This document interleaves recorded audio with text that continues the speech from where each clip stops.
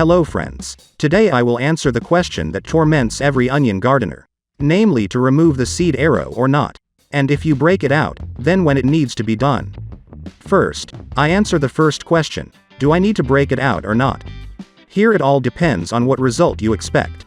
If you need to get onion seeds, then we don't break out the arrow, since seeds will form on it, which you can sow next year to grow onion sets from them. But if you want to get a large crop of onions, then we will definitely break out the seed arrow.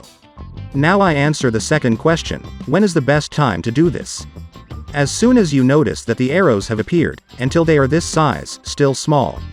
You need to remove them right away.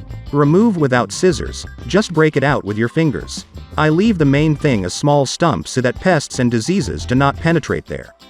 If you ignore the arrow and think that the onion will grow large, then you are mistaken. As soon as an arrow appears on the bow, this means that he will now direct all his strength and nutrition to the growth and maturation of the arrow with seeds, to the detriment of the development and size of the bulb itself. Therefore, often come to your onion bed and look through it. If you saw an arrow, delete it, since the arrows on the bow do not grow at the same time, and you need not miss the moment. If you learned something new from the video, please like it. Don't forget to share with your friends. And subscribe to my channel. I wish you a good day. See you in new videos.